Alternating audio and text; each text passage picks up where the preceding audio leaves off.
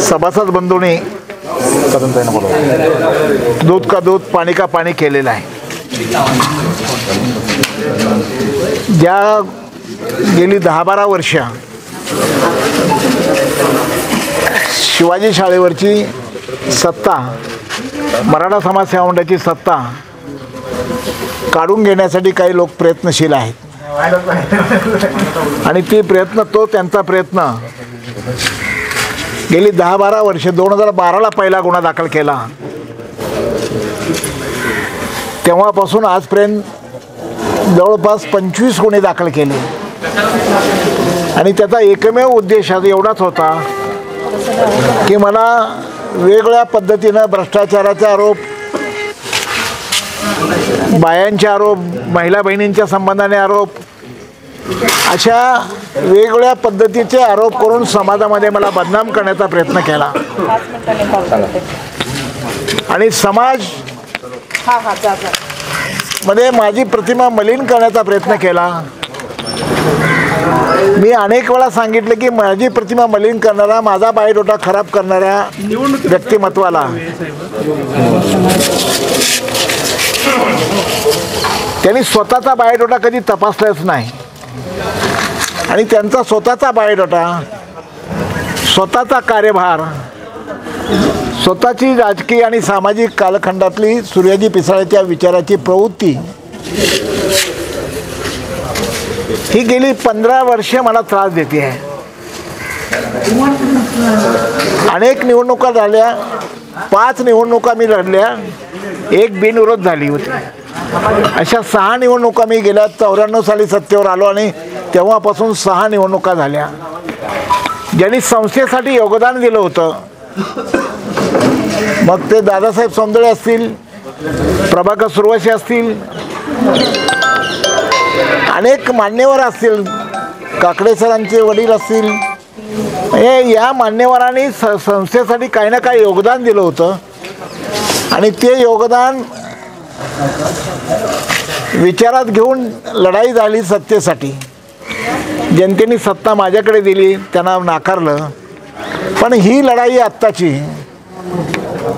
ही यांचा काडीचाही संबंध नाही आणि म्हणून त्यांना पडलेली 40 मतं सुद्धा ती स्वागतार्थ नाहीत, गैरसमजुतीनं पडलेली मतं आहेत।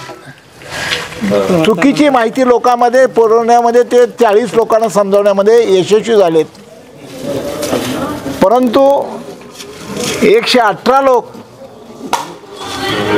माझ्या विचारसरणीला पाठिंबा देत आहेत, माझ्या प्रामाणिकपणाला आणि माझ्या बायोडाटाला पाठिंबा देत आहेत।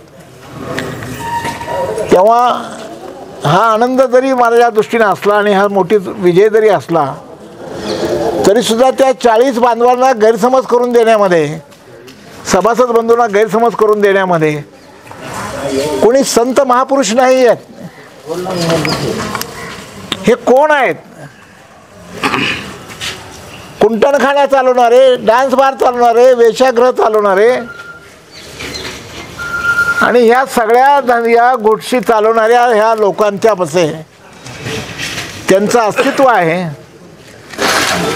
बघा ना, यल्लूबाई कुळी, राणी मॅडम, आत्ताचे नवीन महिला भगिनी, या 4-5 महिला भगिनींना हाताशी धरून माझा बायोडाटा खराब करण्याचा प्रयत्न सातत्यानं करतायत आणि आज तुमच्या सगळ्यांच्या लक्षात आलं असेल आणि मीडियाला खास माझी विनंती सांगतो की आपल्या सगळ्यांच्या लक्षात आलं असेल की मी आत्तापर्यंत दिलेली सगळी स्टेटमेंट तुम्ही जरा माझ्या सर्व स्टेटमेंटचा अंतर्भूत करा आणि आज तुम्ही काळजीपूर्वक बघा।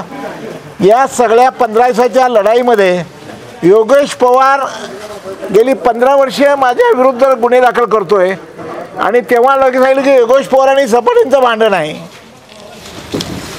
योगेश पवारचा हा मुखवटा ठेवला, योगेश पवारचा मुखवटा समोर ठेवून ही मंडळी महानगरपालिकेचं इलेक्शन, मराठा समाज सेवा मंडळाचं सत्ता कशी हस्तगत करता येईल आणि कशी घुसखोरी करता येईल, कसा स्वार्थ साधता येईल, कसा मलिदा लाटता येईल, या गोष्टीसाठी सतत प्रयत्नशील राहिली आहेत। जे समाजातनं टाकून दिलेली माणसं आहेत पण तरीसुद्धा ते 40 मतं गैरसमज करण्यामध्ये यशस्वी झालेत, याचं मला दुःख आहे.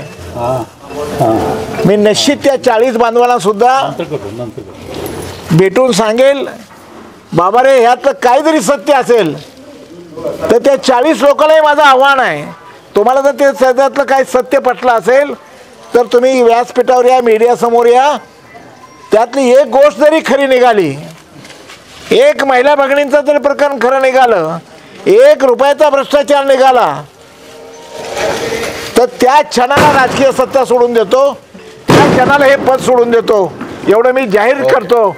आणि माझं चॅलेंज आहे की तुम्ही 1 नया पैशाचा भ्रष्टाचार, 1 महिला भगिनींचा व्याभिचाराचा विषय, असे विषय तुम्ही नेऊन समाजामध्ये आदर्शवत जीवनाला धक्का लावत आहात. आदर्शवत माझ्या जीवनाला धक्का लावलेला आहे आणि तो धक्का पुसण्याचं काम या मराठा समाज सेवा मंडळाच्या मतदार बंधूंनी केलं आहे. आणि म्हणून समाजाने मला दिलेली ही पावती आहे. माझा विजय हा समाजाने दिलेली मला पावती आहे आणि माझ्यावरचा सगळे आरोप पुसून काढण्याचं काम या समाजातल्या बांधवांनी केलेलं आहे. मी त्यांचा शतशः ऋणी आहे.